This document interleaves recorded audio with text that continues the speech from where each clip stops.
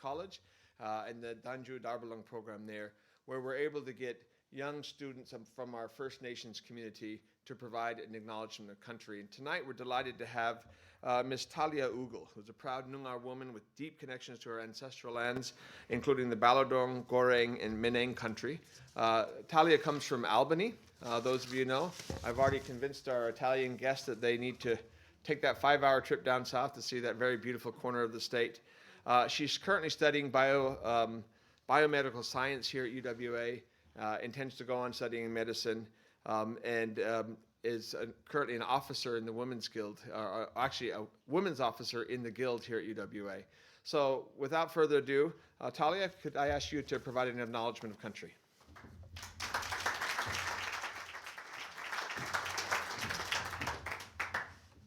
Kaya, Nyang Kweo Talia Yugu.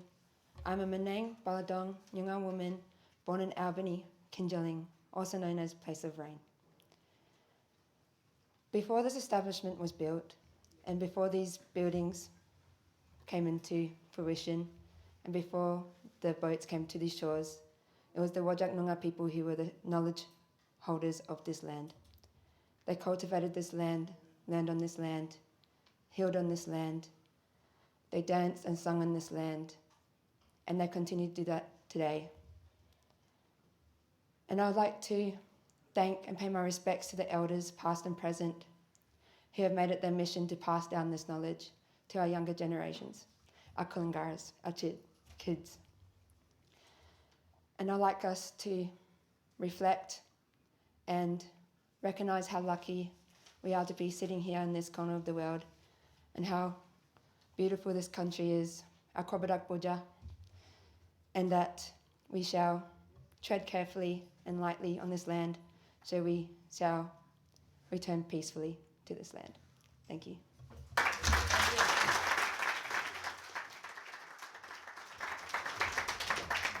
Thank you, Talia, and thank you, Maxine. I really appreciate it. Once again, welcome. We're a little bit cozy this evening, but I think you'll find that the conversation is as warm as the community that we've got gathered here together this evening. As I mentioned, this is a tremendous opportunity for us, the Perth USAsia Center, to do something a little bit different. 25 years ago in Washington, D.C., I was working for a program in the Atlantic Council of the United States, and it was a North Korea program. I'm not great with geography, but I figured out that North Korea was not in the Atlantic. And so we had to rename the program that I was running the Program on Conflict Resolution, which was kind of a secret way to do North Korea stuff at the Atlantic Council. And fast forward to today, the Perth USAsia Center, as you know, focuses intensely on this region, on the Indo-Pacific. And again, I'm not great with my geography, but Italy is not technically in the Indo-Pacific. But what we do have here is a tremendous Consul General representing Italy in Western Australia, Mr. Sergio Federico Nicolacci, who has been passionate at building the community here and passionate in helping us understand the increasing role that Italy has in the Indo-Pacific. And so we're delighted to partner together with the consulate this evening. And before I introduce our speaker and our acknowledge and introduce our speakers from the government, let me turn it over to Federico for some initial comments. So, pleasure.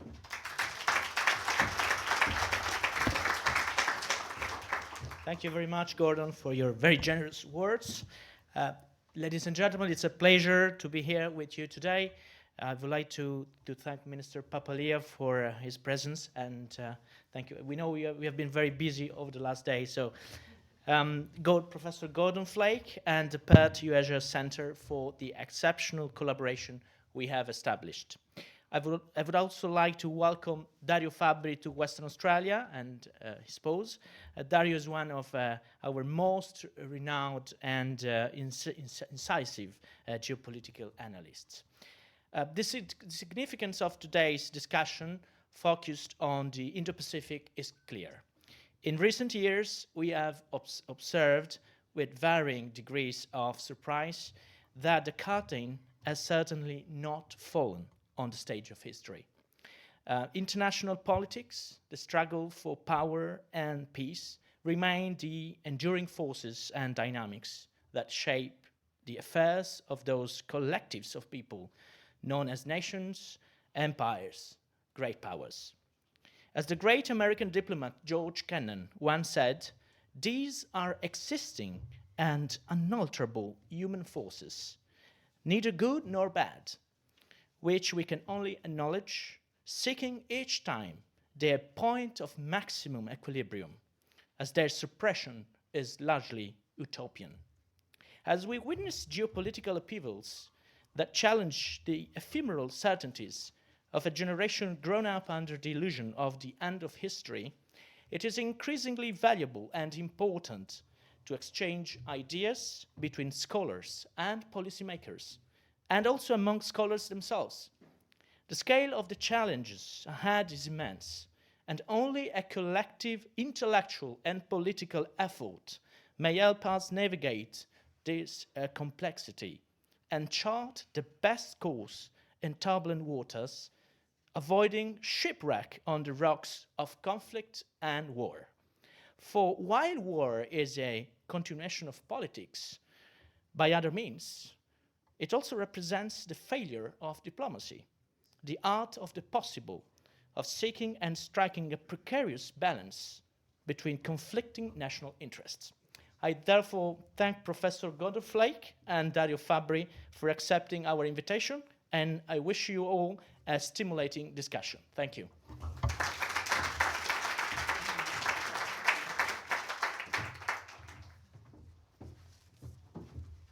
Federico has done a magnificent job in a relatively short time here in Western Australia. Came here after serving in Ukraine and before that in Venezuela. So this is a hardship post in Western Australia, so it works out very well.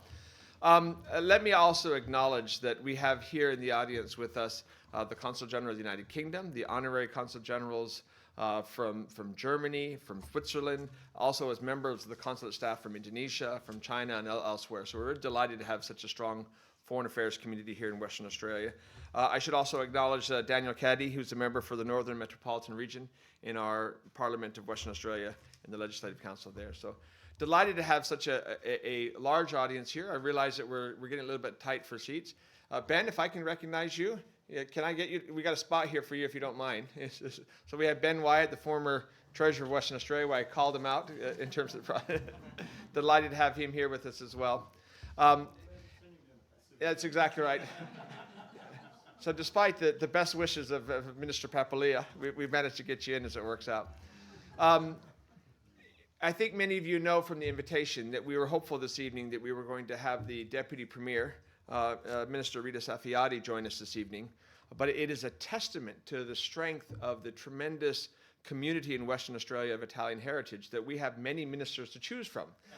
Minister Safiati was delayed this evening, is not able to join us, but her colleague in the state government, Minister Paul Papalia, has kindly agreed to join us this evening and provide welcome remarks in her stead. I think many of you, in fact probably all of you in this room, will know Minister Papalia. He's the Minister for Police, for Corrective Services, for Racing and Gaming, and Veterans Issues. But for those of us in the international affairs community, he's best known as his portfolio as Minister for Defence Industry. He's done a tremendous job in transforming Western Australia. Under his leadership, over the last 5 or 6 years now, we've held 2 back-to-back Indo-Pacific Defence and Security Conferences, which will be of interest to our speaker today. And just a month ago, we held probably the largest conference ever convened in Western Australia on the topic, the second Indian Ocean Defence and Security Conference, where we convened together almost 1,000 participants in the audience, the chiefs of Navy from the United States, from the United Kingdom, from Australia, from Japan, from Singapore, Chief of Army, Chief of Navy, I think by my count 10 current, former, or shadow federal ministers, and a remarkable industrial community that just befits how dramatically Western Australia is changing. So really, for the topic tonight, for the focus on the Indo-Pacific, there's no one better than Minister Paul Papalia to give us some welcome remarks. So Paul, over to you.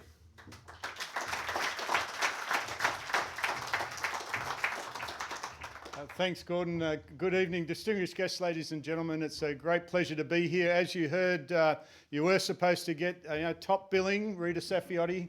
You missed out on her. There would then have been an appropriate and far more formidable presenter in the form of Tony Butti as another Italian heritage member of the cabinet, but you missed out on him as well, so you got what you got. So my apologies in advance for that. But it is a pleasure to be here to welcome and celebrate this event and acknowledge, I guess, echo Gordon's observation that Italy is not in the Indo-Pacific. However, there are a lot of Italians here, and there has been a significant contribution to the entire Indo-Pacific, but particularly Australia and most importantly Western Australia by people of Italian heritage. Right now, in preparation, in the little preparation time I had available to me for this welcome, I note that I got a little bit of briefing on the trade imbalance between Italy and Western Australia. It's quite disturbing. We export to Italy around $50 million a year worth of goods and services. Now, in this state, we know we measure exports in hundreds of billions, so 50 million doesn't really rate. And you, on the other hand, managed to export to us something like $900 million worth of goods and services, which again isn't really that huge, but in the scheme of Western Australian numbers, but it's still an extraordinary imbalance, which I expect you to repair, Honorary Consul, in the course of your tenure. I look forward. That is your KPI, to at least achieve equity. No big deal, $1 billion. Look, it is an interesting time. As Gordon indicated, Western Australia is right at the forefront of strategic initiatives or initiatives in response to the uncertain future or the uncertain environment that we confront. We are the place where the AUKUS relationship becomes real and is real right now. As we speak, the very first Virginia-class or nuclear-powered submarine ever to undertake an alongside maintenance period in Australia is sitting down alongside HMAS Sterling with Australian sailors, Australian personnel, Americans and even British personnel working on that maintenance period as part of the AUKUS agreement. And it's the first of what will be a succession of that type of activity to take place between now and 2027, when there will be forward operating from HMAS Sterling 4 Virginia-class, US Virginia-class nuclear submarines and 1 Astute, Royal Navy Astute-class nuclear submarine. So we'll have 5 nuclear submarines operating from here into the Indian Ocean and beyond, into Asia, and projecting power and providing deterrence and assisting in making the world a more stable and safer place. And it'll be happening from here. But then in 2032, we will have our own Virginia-class nuclear submarine coming here to be based from here, operated, owned and controlled by Australians. And then we'll have 3 and potentially 5 of those. So this place is central to the AUKUS agreement. It's central to our allies' response to increasing tensions in the region. And because of that increase in tensions reflecting or mirroring what's going on around the rest of the globe, it is of interest to Italy, it's of interest to all of Europe. And I welcome increased engagement beyond trade and beyond Sergio's task of achieving parity. I welcome greater engagement in Western Australia in a strategic fashion from all of Europe. But this evening we're talking about Italy, and so welcome all, and I look forward to the presentation and seeing what we can learn and what it heralds for the future. Thanks very much.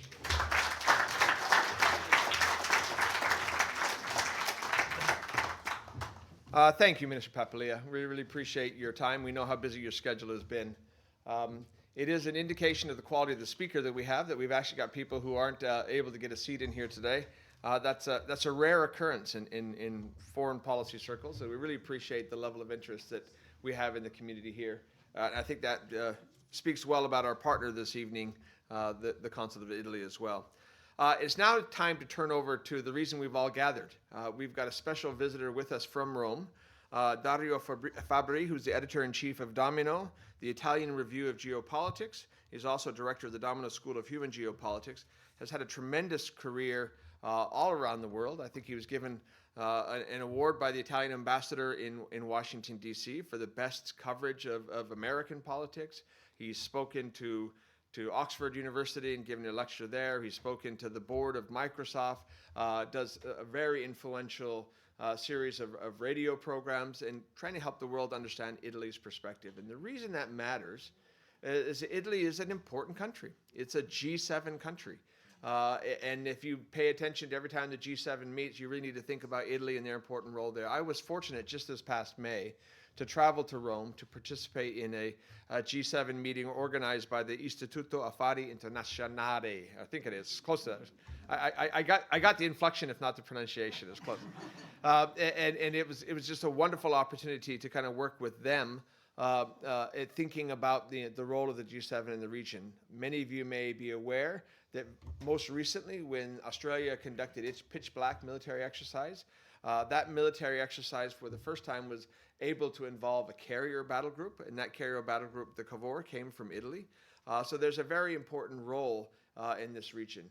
On a broad level, it has been long the view of the Perth USAsia Center that the more vibrant this region is, the Indo-Pacific is, the better it is for all of us.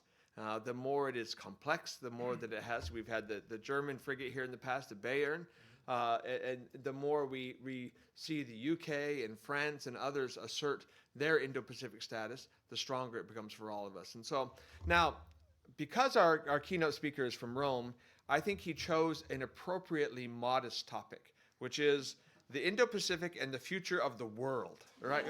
which is exactly as it should be seen from Rome. So without further ado, please welcome Dr. Dario Fabbri. Thank you, Dario. Thank you. Thank you. Well, good evening.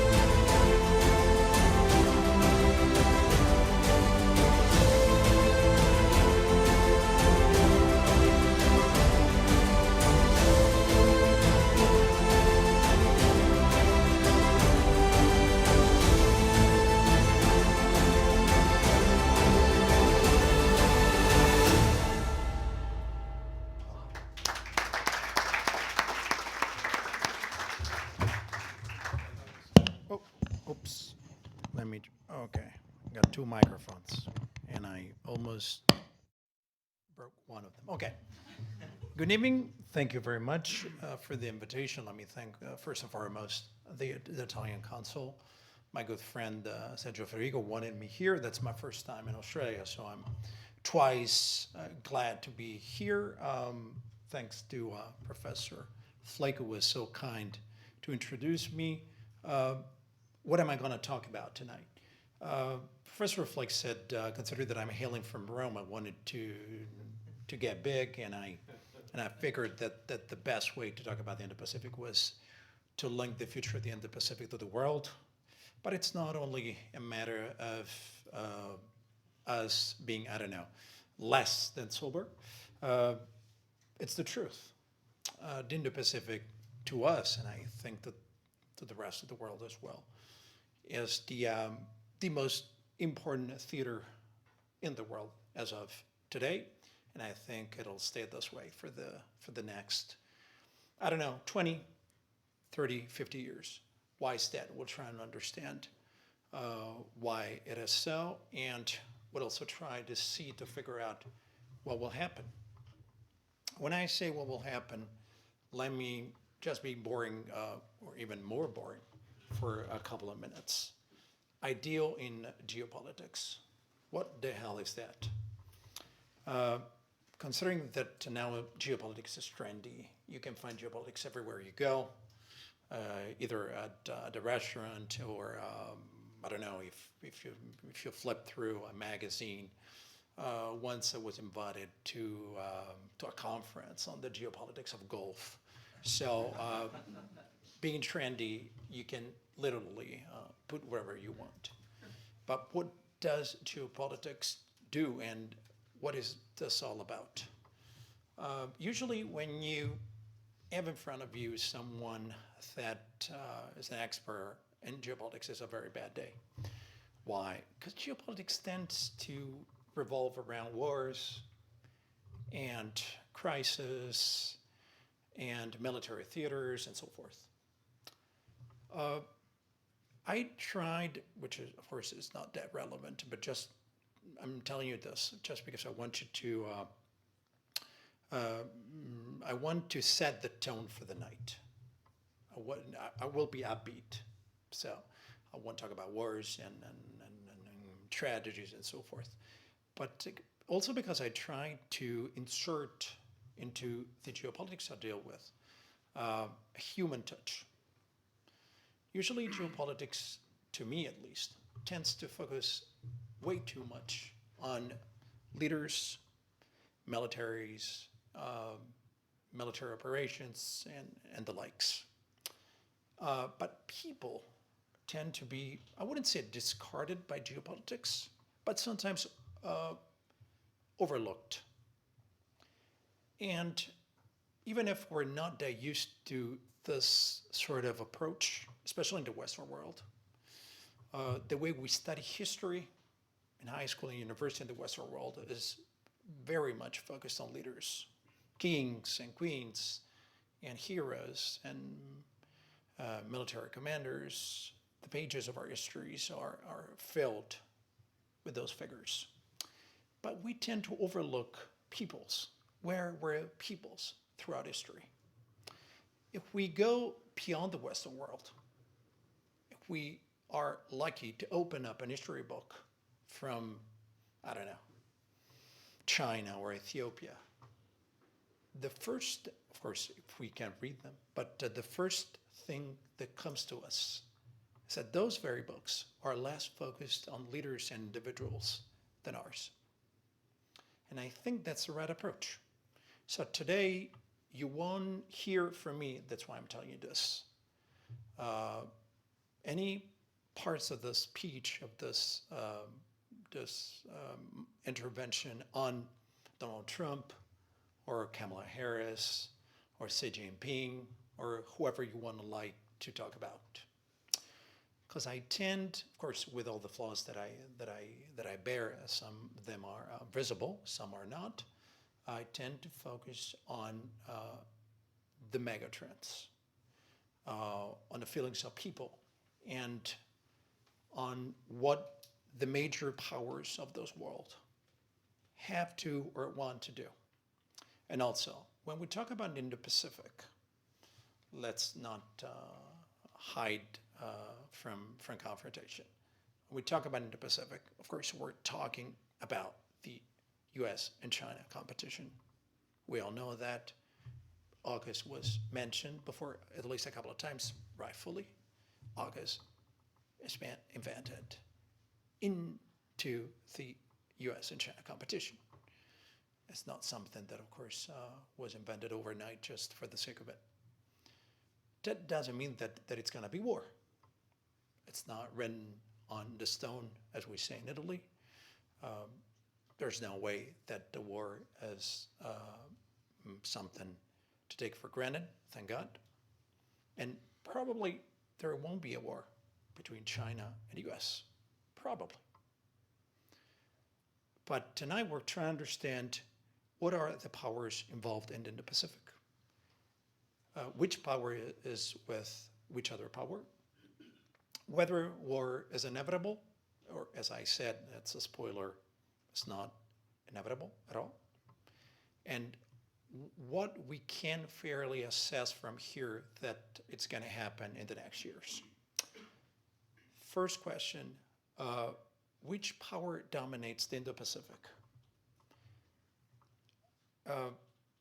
Before my speech, Consul Nicolacci said, he used a little sentence that I bet you all noticed. He said, under the illusion of the end of history.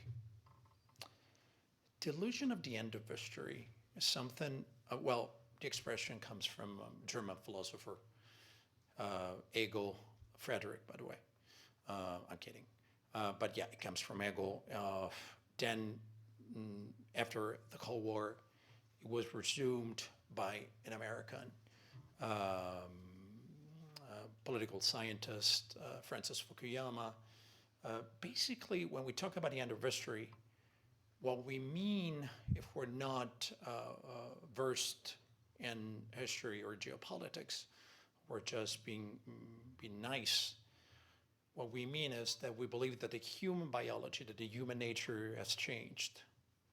So we're at the end of history because we have changed, we have evolved for the better, and now we know how to cohabit in this world, and we will be very pacific in our living on this world.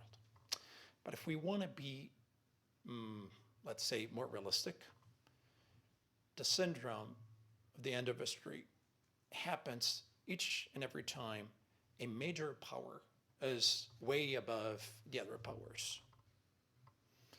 If we were to ask a person hailing from Egypt in the 2nd century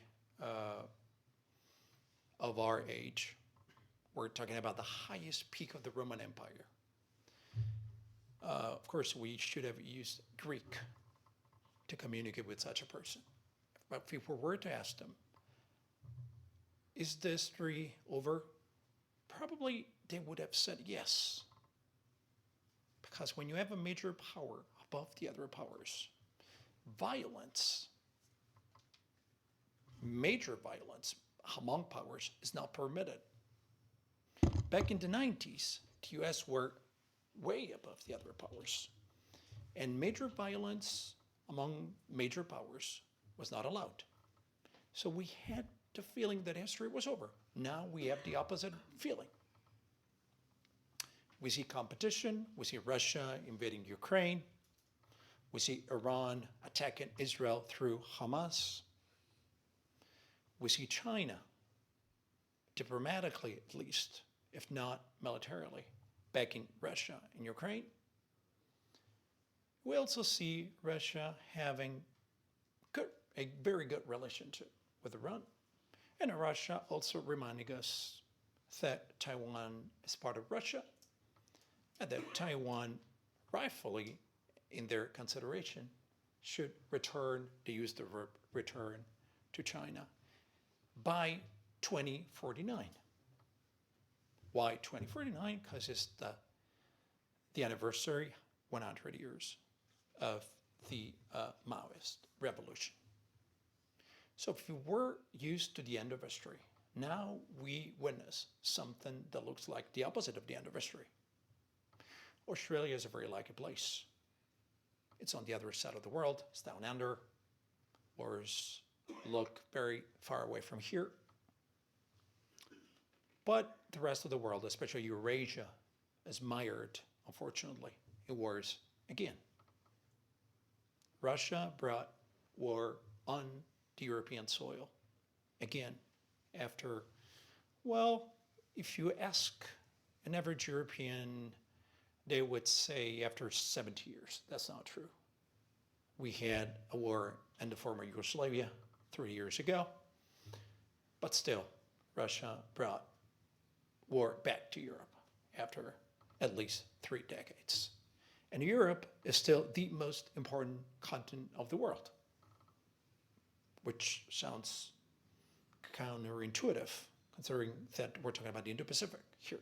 The Indo-Pacific is the most dangerous and crucial part of the world. but you don't have to trust me. The US controls and dominates Europe. Even though we Europeans, we tend to pretend that's not true. But the US does not dominate the Indo-Pacific. The US is so far the only superpower of the world. And if the Indo-Pacific were to be the most important continent, the US couldn't be such a superpower, considering that it does not dominate this part of the world. It's a matter of logic. But here insists and hails the major competitor of the US, China. If we were to look at the Cold War, paradoxically, or maybe not even paradoxically, the strategic situation of the US was easier than the one of today. Why is that? Europe was the most important continent of the world. And the major competitor of the US was Europe. Soviet Union, of course. Of course, Soviet Union, it went from Europe to the eastern tip of Asia, but 70% of the Russian population was in Europe. And Russians, no matter what they say, they consider themselves European. Nowadays, the US still considers Europe the main continent, but their major competitor is in Asia. That makes for a more complex strategic situation for the US. If we were to look at grammar, a strategic grammar, if we have two major enemies, and the US has got two major enemies today, they're competitors. Maybe Russia is even an enemy, I don't know. But you got China and Russia. Grammar states that you have to get towards the weakest one of them, or the weaker, and get the weaker one towards you, as to separate the two major enemies we're facing. When did the US win the Cold War? 1969. What happened back then? The Americans back then used to look at the world as if they were political scientists, i.e., not people actually versed in the world. They thought ideologically Russia was a communist country, China was a communist country. They were friends. Then something happens. 1969. The Soviet Union and China get into a war. They fought each other around a couple of rivers on the border of the Soviet Union and China. A German strategist, he wasn't a strategist, at least according to me, but he was a very intelligent person, Henry Kissinger, working for the US administration, had an alignment. He saw two communist powers fighting each other. He figured they could be separated. In 1971, he flew to Beijing. Back then, the US did not recognize the People's Republic of China as a legitimate state. There weren't embassies between those two countries. He flew to Beijing. By the way, it was in Pakistan. Then it disappeared. The American news edition of that night said that Mr. Kissinger was to stay in Pakistan for unsighted reasons. He secretly flew to Beijing. His trip is legendary. He fell in love, of course, intellectually, with the Chinese premier and lied. He loved to talk with him. Hours. Kissinger, as of many intelligent people, used to get corrosive, used to ask millions of questions to ally. One of them, the legend has it, revolved around the French Revolution. 1789. It was 1971. What do you think of the French Revolution? The Chinese interpreter thought it was an odd question. And he figured that Kissinger was referring to the riots in Paris 3 years before, prior to that meeting. And he translated the question about that event. And like in English, as for the interpreter, replied, "It's too early to judge." Kissinger has been telling this part now, of course, he left us, but he used to tell this part for many, many years. He used to tell his American friends, not only American friends, see, Chinese memory is so long that 200 years is nothing. They're still pondering what to make of the French Revolution. Let's call it lost in translation. But why am I telling you this? Because thanks to this engagement, the US won the Cold War. They separated China from Russia. Why was China want to be separated from Russia? Because they touch each other, they're close. Their empires, they're very close. They have border disputes, they do not trust each other. They're now friends, they're not friends, not even today. No matter what Putin or Xi Jinping say. They tend to be competitors. Today, for the US, the situation is more complex. Strategic grammar would say that now the weaker one first is Russia, and China is the stronger one.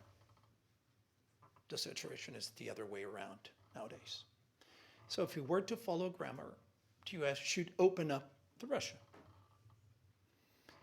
And there are parts, as Professor Flake would testimony, there are parts of the US security apparatus that thinks that could be a viable option.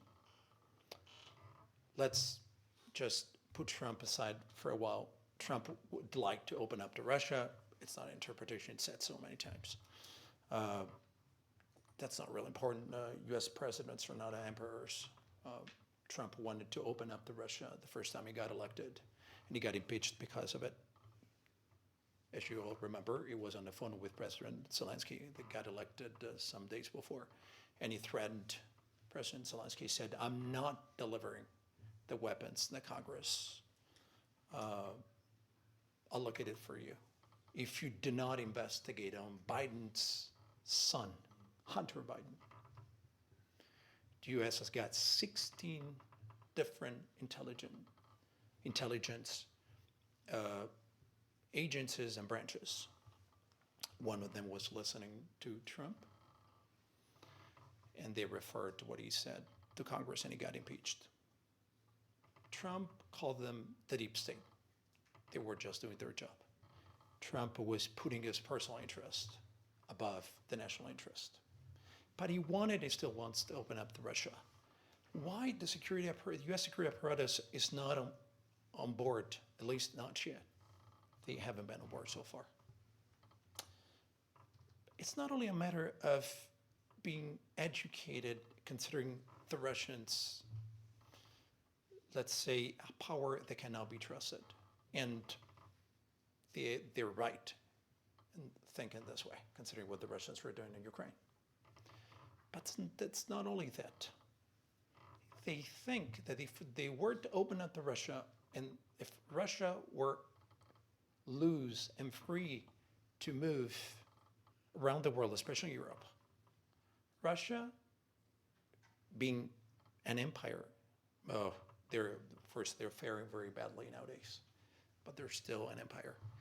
They would complicate the situation, not only Europe, but also in the Indo-Pacific. Russia doesn't really have a navy, but Russia can provide China with all the best that China needs. What is it? Wheat and oil. Since the war in Ukraine broke out, China has been ramping up the import of oil from Russia, especially gas, to be honest with you, mostly gas, and wheat. Oh, by the way, where do Russians grow wheat? In Siberia. But there are still some among us, not in this room, I guess, that deny global warming. Wheat is being grown in Siberia, and has been grown in Siberia for many years now. Has been shipped to China. Of course, Chinese pay for it. So the Americans think that Russia is already playing a role in the Indo-Pacific, even though indirectly. Because they fear, Americans fear, that they might face China the next few years being reinforced by the best that Russia can export to them. So what is going on in the Pacific? You all noticed that many countries around the Indo-Pacific, if not all of them, are dependent, economically dependent, as of trade, for example, dependent on China. But most of them, they tend to get close to the US, military-wise. Let's make some examples. The Philippines, Vietnam, Indonesia. Singapore is not even a state, but Singapore. Malaysia. They're all dependent economically on China. They were very close to the US when it comes to their military. Why is that? If you were in a international relations faculty in the Western world, we're the only ones that believe in what I'm about to say. We would say that that's because the US is a free country and China, to our standards, is not. But that's not true. US is a free country, of course. China, to our standards, is not.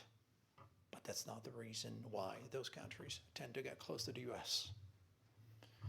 Vietnam is a communist dictatorship by constitution. It's not my interpretation. It's written in the Constitution. Communist dictatorship. I do not think the Vietnamese judge China the same way we could or we might in the Western world. Or the Philippines for that matter. Or Singapore. Or Indonesia. Indonesia is the most populated Muslim nation in the world.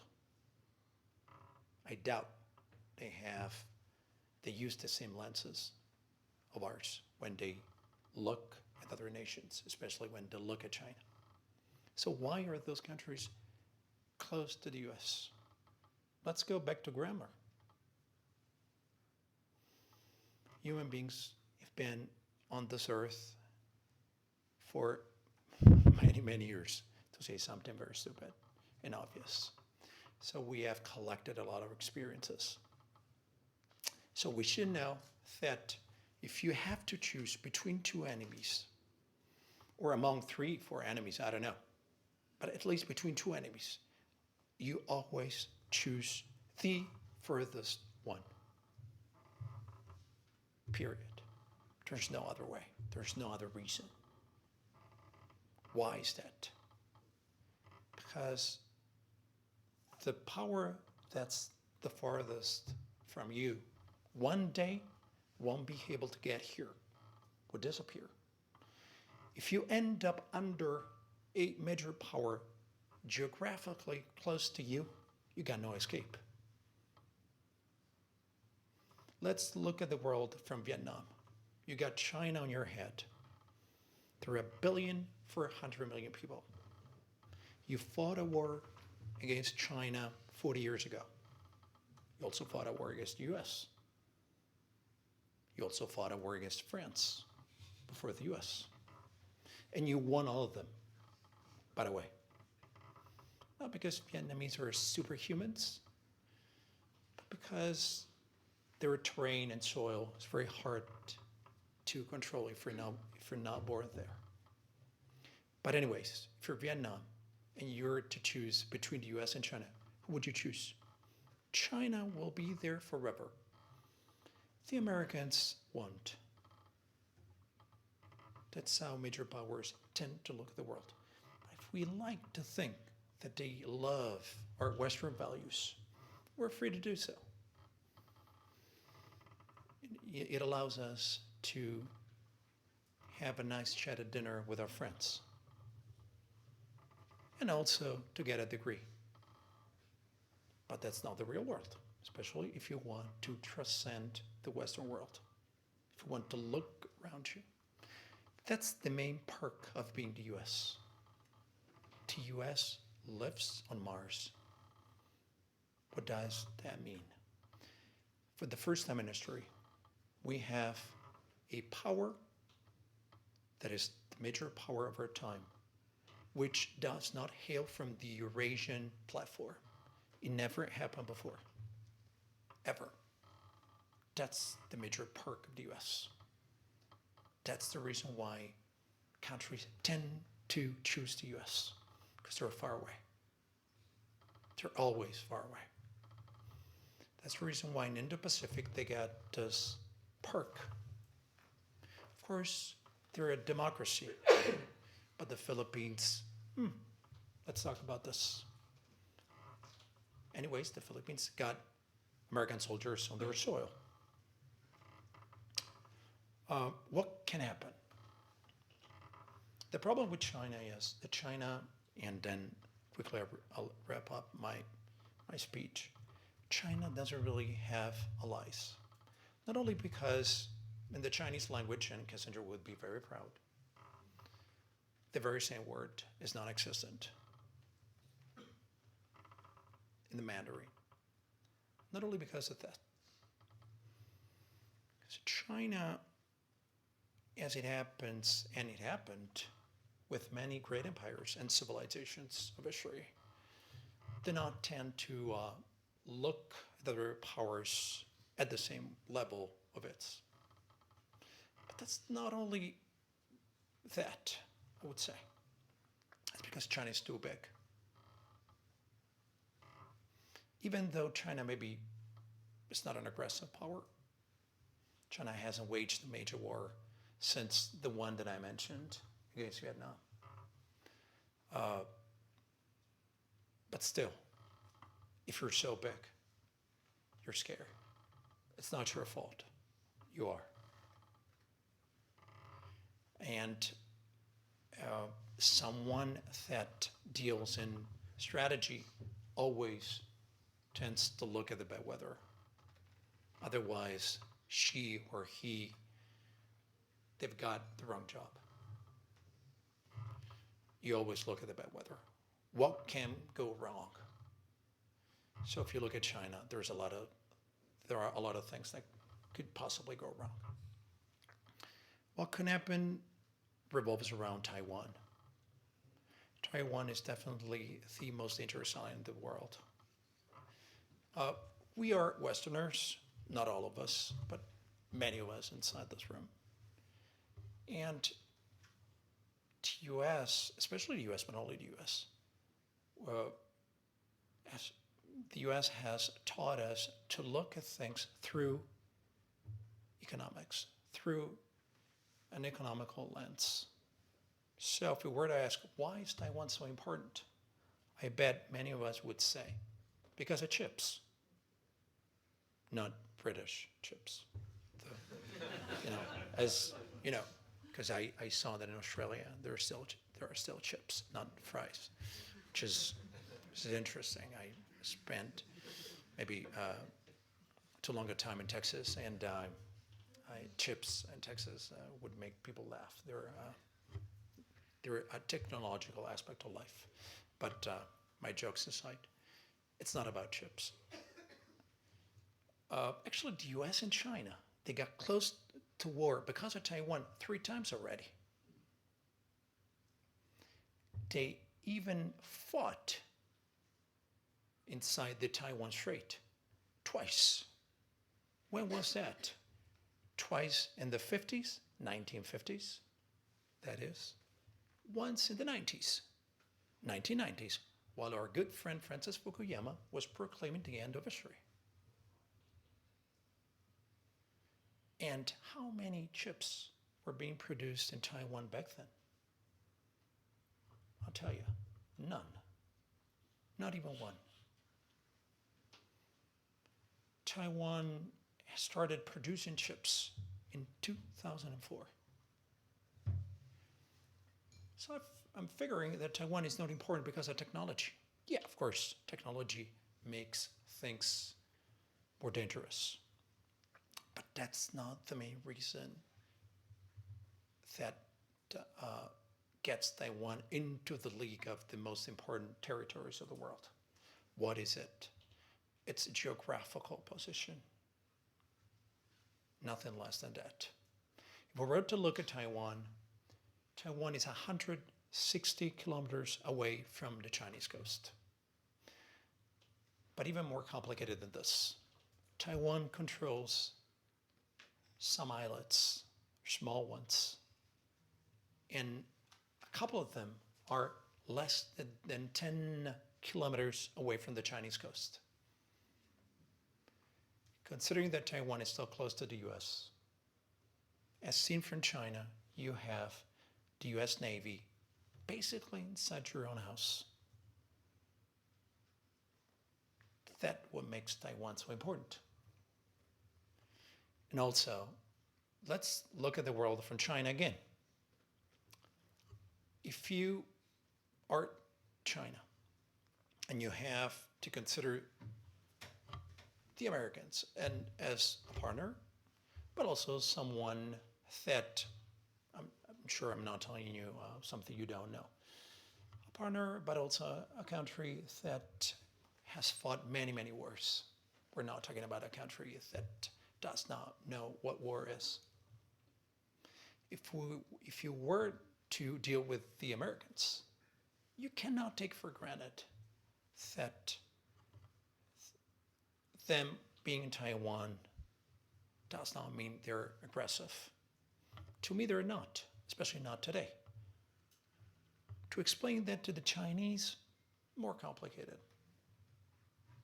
They cannot trust that. At least not trust that forever. That's what makes Taiwan so important.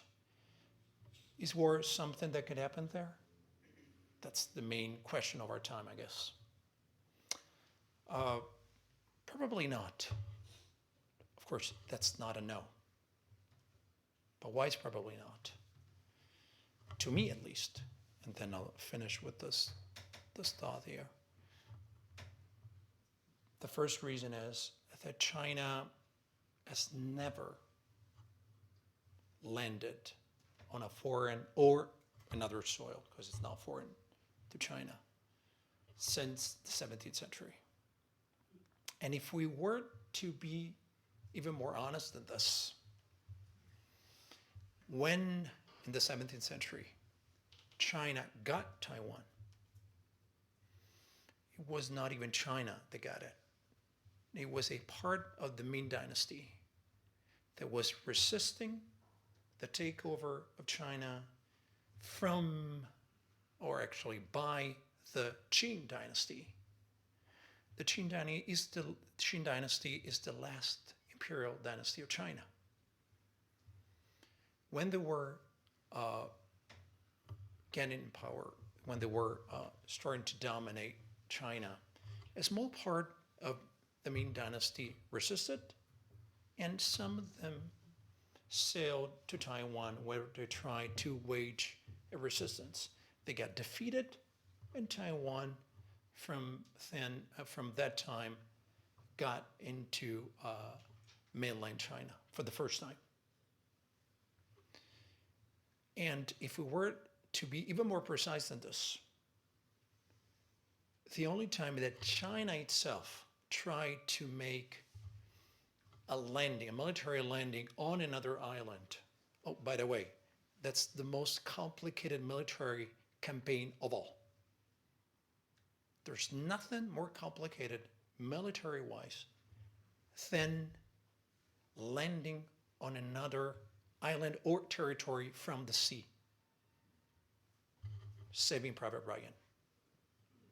That's the most complicated part of a war, because it's very difficult, it's very dangerous.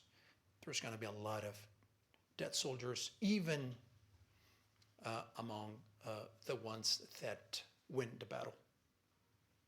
And China has never, not even once in their history, succeeded in such military campaign. In the 13th century, China tried to invade Japan. But they weren't Chinese for real. They were Mongols. They were dominating China. Then the kamikaze saved Japan. Kamikaze in Japanese is the wind of destiny because of this. That's the main reason, or the first reason why, to me, a war gets complicated because of Taiwan. The second and last reason is that China, and I know there are very important, prestigious Chinese people here. They know this much better than I do. China's population is getting old. When Henry Kissinger flew to Beijing, China's median age was 19 years old. You know that Kissinger, he wanted to meet Mao. It was a dream. He had said so many times. And finally, he met Mao. They got along pretty well because they had a common enemy, the Soviet Union. As I said, Kissinger used to be coercive and brilliant, and he used to ask complicated questions, not only about the French Revolution.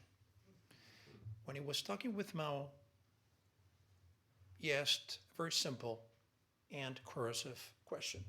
What's China's main problem?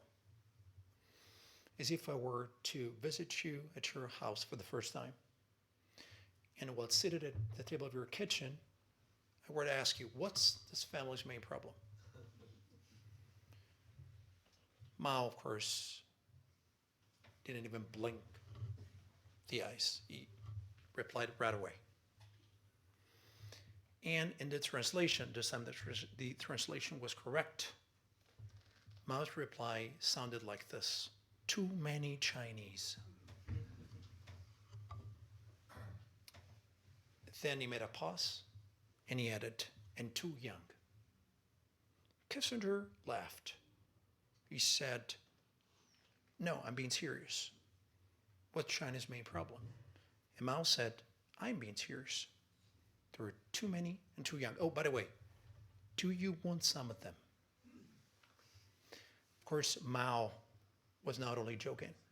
He was poking Kissinger, considering America's racism towards Asian people.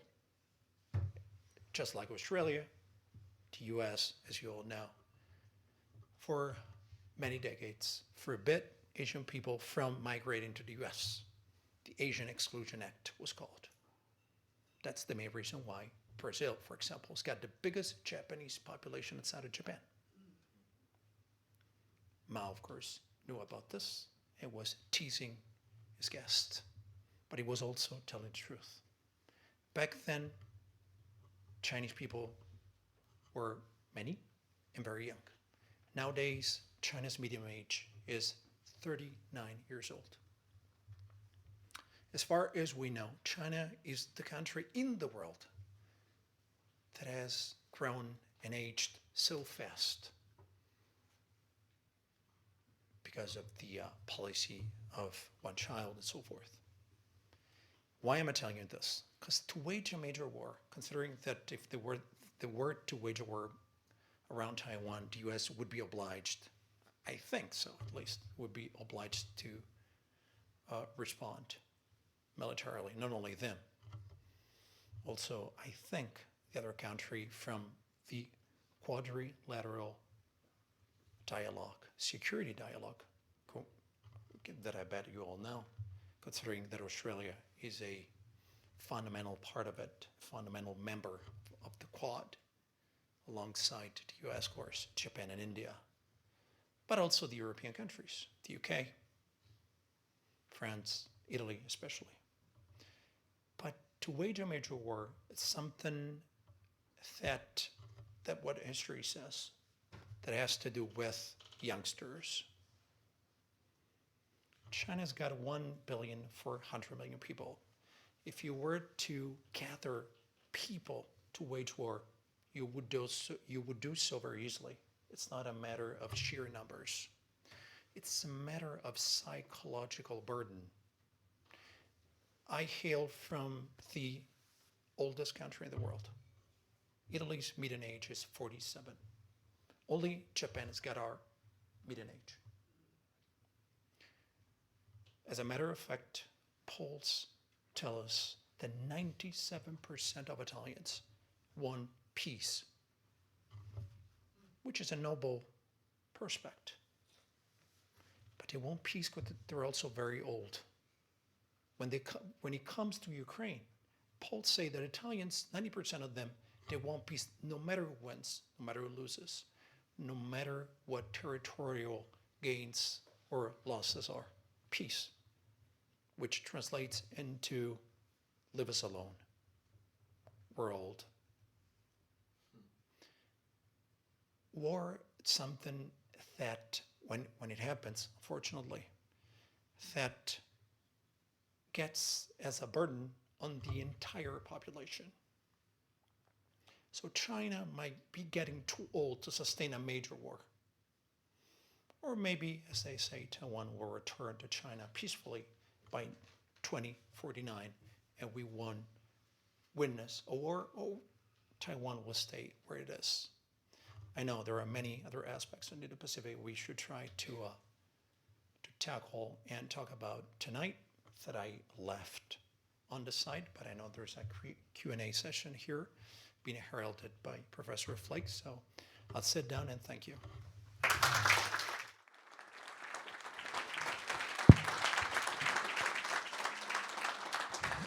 Well, Dario, thank you. That was a tour de force. A couple quick conclusions. Number one, the Perth USAsia Center needs a really flashy sign from Ukraine like the Italian consulate has out front. So if you haven't seen it yet, that's amazing. Number two, we need a really flashy video like the Italian consulate's put together. And number three, it's sometimes very useful for us to hear perspectives like we've just heard from Professor Fabbri. The Perth USAsia Center in the last 11 years has run countless programs. Most of them are well-known friends from the United States, from the United Kingdom, from Japan, from Korea, from this region, and we're learning more detailed information. And I found your remarks almost meditative, right? As there were different perspectives, not all of which I would agree with, but there were useful ways for us to kind of think differently about the world. So I really appreciate that.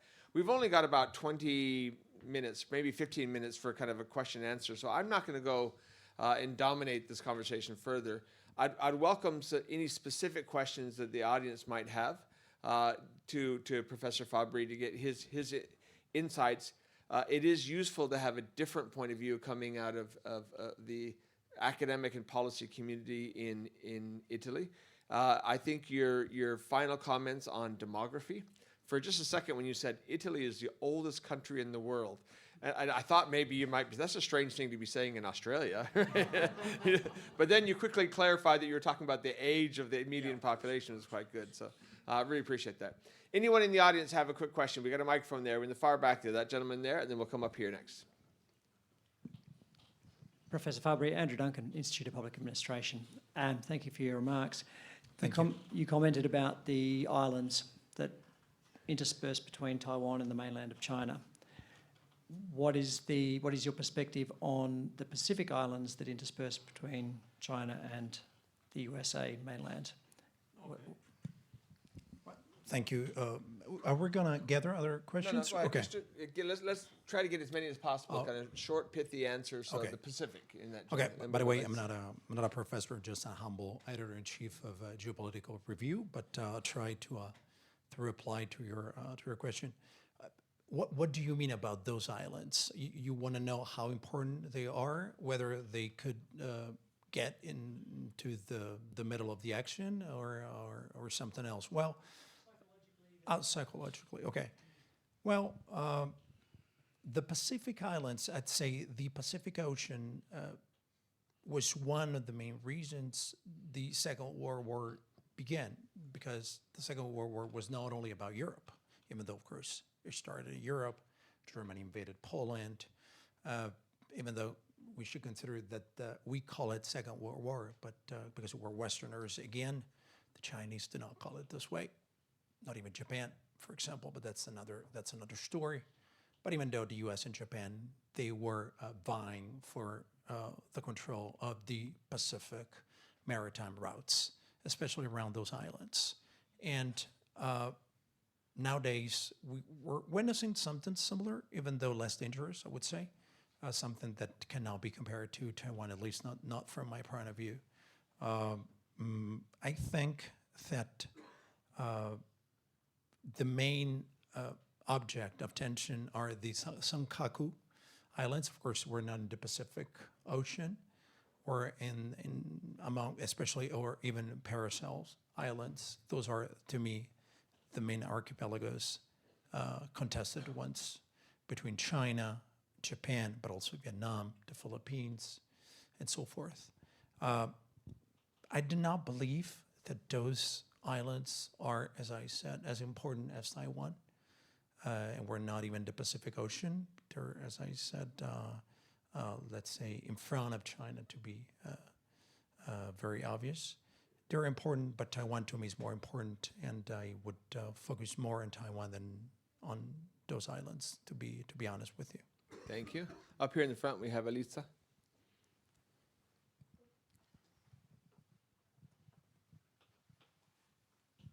Thank you, Alica Kizekova, Curtin University. I appreciated your remarks. I spent some time in Prague, so I just relocated to Perth. I have two specific questions. One is about Italy's, I guess, positioning in Indo-Pacific. I saw Meloni engage at the Raisina dialogue in India, so there's a lot of closeness.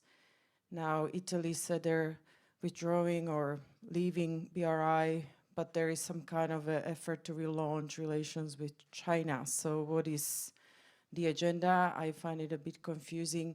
And then we've just had wrap-up of the GlobSec conference in Prague, where von Leyen was clearly making some statements about EU's role. And the Australians actually from Canberra visiting are making big declarations how much they wish for EU to be more involved in Indo-Pacific, which I see very, like, not very viable. EU doesn't have a muscle. So how do you clarify this positioning of Italy and EU in Indo-Pacific? Well, thank you. Well, you mentioned Italy as, I don't know if everyone is adorned on this. Italy was at first one of the countries that signed the memorandum on the One Belt, One Road. Then Italy just a few months ago withdrew from the One Belt, One Road memorandum. Actually, technically, we did not. We announced that we won't renew it. But as you said, Prime Minister Meloni, she flew to India not long ago just to, I would say, not to make amends. There's nothing to make amends about. Just to revive our trade relationship with China. What happened? Italy signed that memorandum in 2019, March 2019. We are an economics-driven country. Italy is a country that really believed that the history was over. It still believes that the history was over, that it all revolves around the economy. So when we signed the memorandum, and it was not the Maloney's government back then, of course. When we signed that memorandum, we thought it was only a matter of economy. Then the Americans swung by Italy. They said, well, yeah, but not 100% sure that it's only about the economy. In April 2019, Libya to Italy, Libya, Albania, Germany are the three most important countries geographically wise for Italy. In Libya, as you all know, there's a civil war raging. There's been a civil war raging for 13 years now. A part of the country called Cyrenaica was moving towards Tripolitania, where the Italians are and were. And in April 2019, right after we signed the memorandum, a so-called general, after with the backing of Saudis, Russians, France, Emirates, United Arab Emirates, he and his soldiers, they were moving against the Italians and Tripolitania. And the American Command for Africa, which, by the way, is happily based in Germany, in Stuttgart, stated that they won't get involved, meaning we will not get involved in assisting Italy in its own defense, which doesn't sound very strange. Who saved Italy back then? To be honest, they did not save us. Turkey. Turkey intervened with their drones, especially. Drones, there are, as you all know, devised by Erdogan's son-in-law. They are the very same drones that bombed Russian tanks at the onset of the war in Ukraine when they were jamming to enter Kyiv.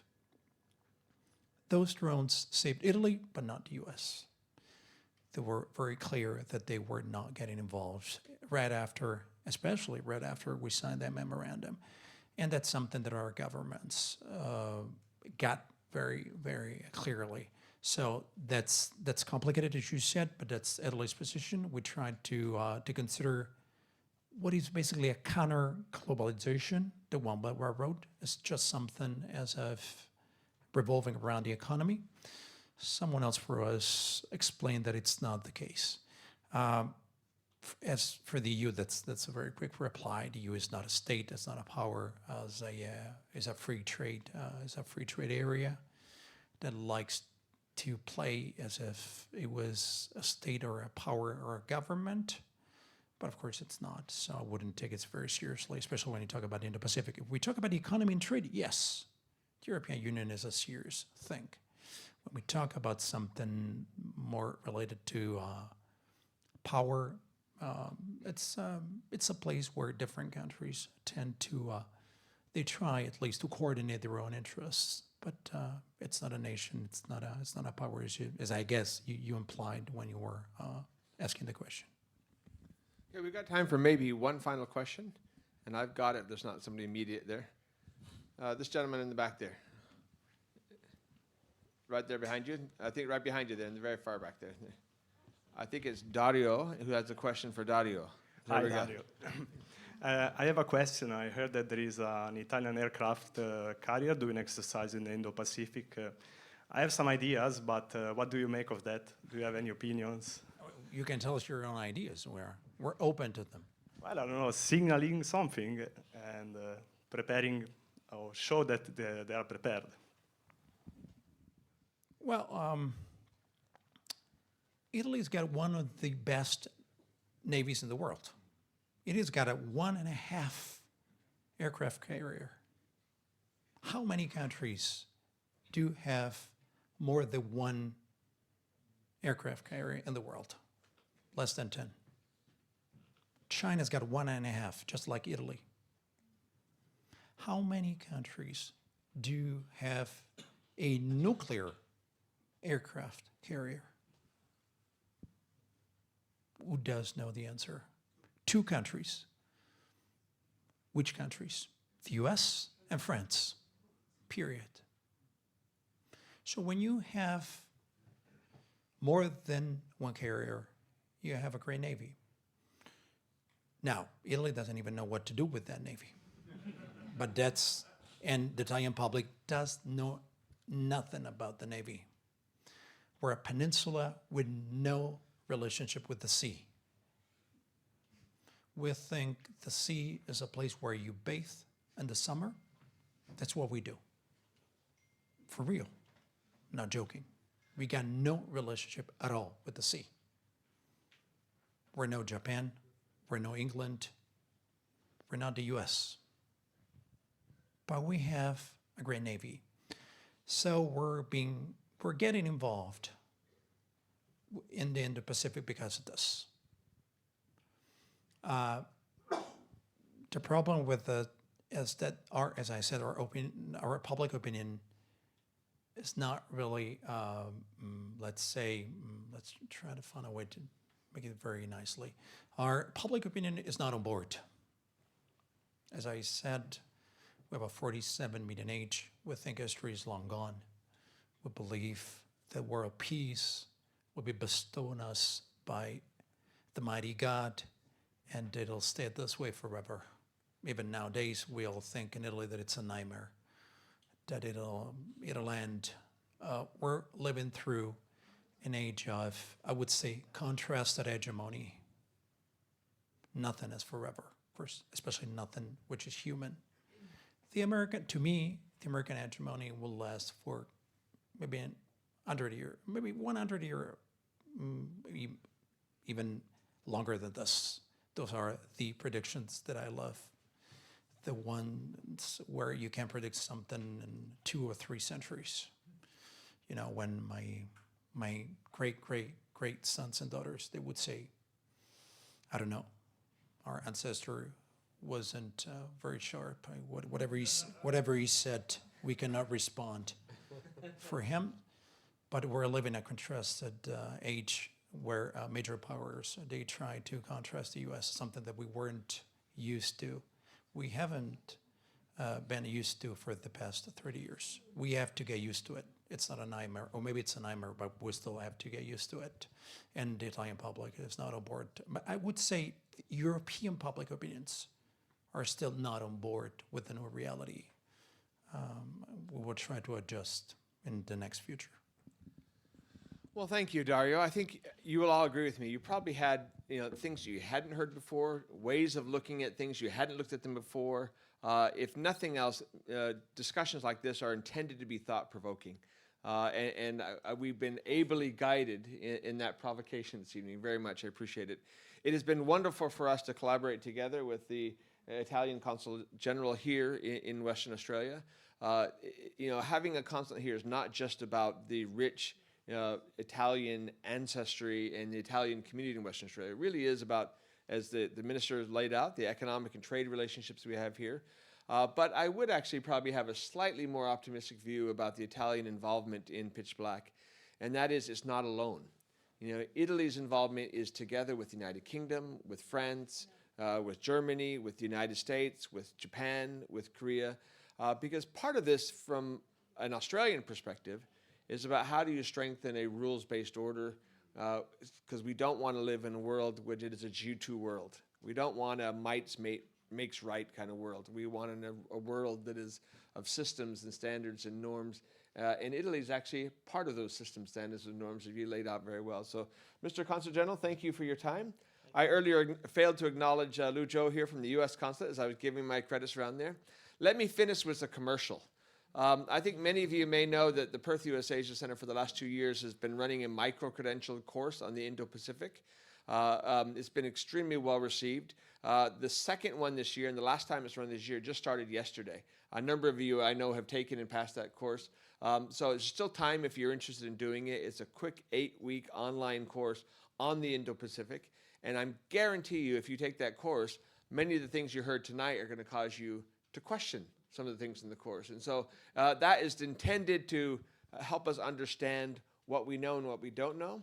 The last thing I'll mention about that is that We've been regularly polling participants before the course starts and after it starts about their relative knowledge of the Indo-Pacific, and regularly they rate themselves higher at the beginning of the course than they do at the end of the course.